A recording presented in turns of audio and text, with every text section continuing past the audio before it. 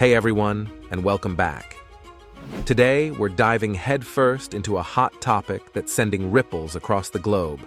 Australia's new right to disconnect legislation. Imagine this. You're finally unwinding after work, enjoying a well-deserved evening, when your phone buzzes with a work call or email. Frustrating, right? Well, Australia is saying enough is enough and taking a bold step towards reclaiming healthy work-life boundaries. But is this just a feel-good policy or a potential game-changer for the future of work?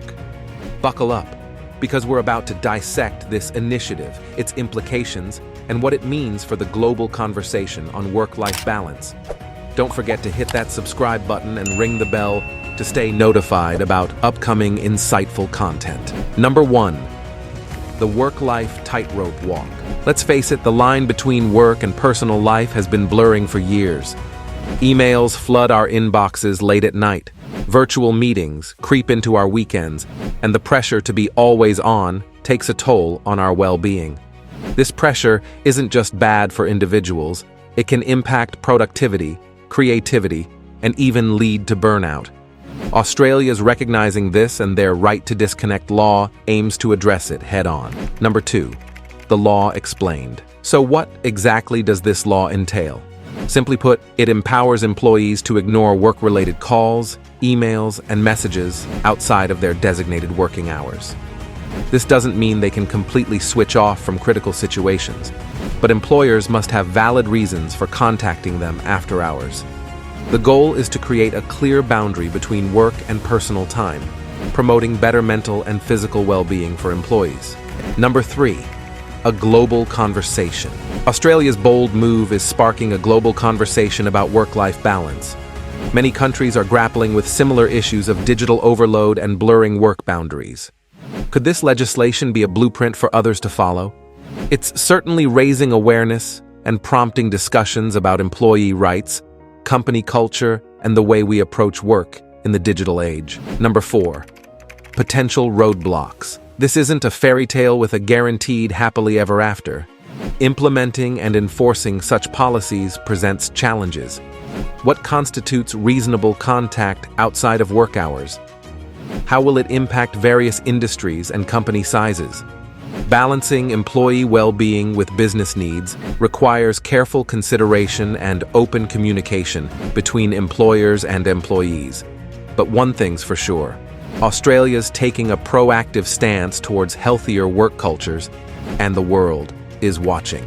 Number 5. The future of work. This legislation could signal a shift in the global conversation about work culture. Imagine a future where respecting employees' personal time isn't just an option, but a standard.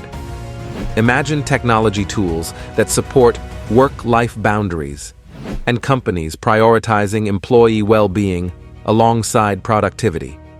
It's not just about Australia. It's about setting a precedent and challenging the always-on work culture that's become so ingrained. Number 6. Your voice matters. What are your thoughts on this law?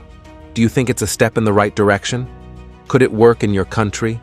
Share your perspectives and experiences in the comments below. Let's use this as an opportunity to engage in a global conversation about work-life balance, employee rights, and the future of work itself. Together, we can shape a future where work empowers and enriches our lives, not consumes them. Number 7. Ethical considerations. Empowering employees is fantastic, but ethical concerns dance on the tightrope. While the law prevents explicit demands, could subtle pressure create a new kind of guilt trip?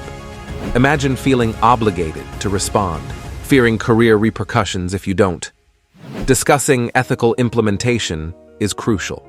Clear communication boundaries, transparent expectations, and open dialogue between employers and employees are vital to ensure this initiative truly empowers, not burdens. Let's ensure the right to disconnect doesn't morph into a pressure to reconnect under the guise of obligation. Number 8. Industry variations. While the right to disconnect sets a clear framework, industry nuances demand distinct approaches. Imagine doctors on call facing an emergency needing immediate attention, or journalists responding to breaking news outside their usual hours. These sectors might require predefined exceptions and specific communication protocols to ensure both employee well-being and essential service delivery. Exploring tailored solutions for different industries and ensuring fairness for all is crucial to achieving the law's intended benefits without hindering critical operations. Number 9. Mental health benefits. This isn't just about schedules, it's about mental and emotional well-being. Studies show that chronic work stress, fueled by constant connection, can lead to a 23% increase in anxiety and a 32% rise in depression. Australia's right to disconnect could be a game changer. Clearer boundaries and reduced after-hours pressure translate to better sleep, lower stress levels, and improved mental health overall. Imagine a future where work enhances life, not consumes it. This law could be a significant step towards that reality. Number 10. Global ripple effects. While Australia paves the path with its right to disconnect legislation, its impact may transcend geographical borders. Countries like Ireland, France, and Portugal have already introduced similar initiatives, and several others are exploring options. This could trigger a domino effect, prompting discussions and potential adaptations worldwide. Imagine a future where respecting employees' personal time becomes a global standard, not just a national policy. Technological advancements supporting work-life boundaries, alongside cultural shifts prioritizing well-being, could paint a future where work empowers us, not consumes us. This global conversation, sparked by Australia's bold move, could be the first step towards that future. All right, work warriors, we've taken a deep dive into Australia's bold experiment. The right to disconnect. Is it a utopian dream or a real shot at reclaiming our personal lives? The jury's still out, but one thing's for sure. The conversation is booming. This Aussie move is a pebble causing ripples across the work-life balance pond. So, where do we go from here? It's you, in the comments below, who holds the power to shape the future. Share your experiences, your hopes, your anxieties. Will this work in your country? What would your ideal work-life blend look like? Remember, change rarely happens from the top down. It starts with voices like yours, rising up and demanding a better way. So, let's get loud, get engaged, and rewrite the work narrative together. Hit that subscribe button, smash that notification bell, and join the work-life revolution. Because remember, the future of work isn't just something we witness, it's something we create. Until next time, stay informed, stay empowered.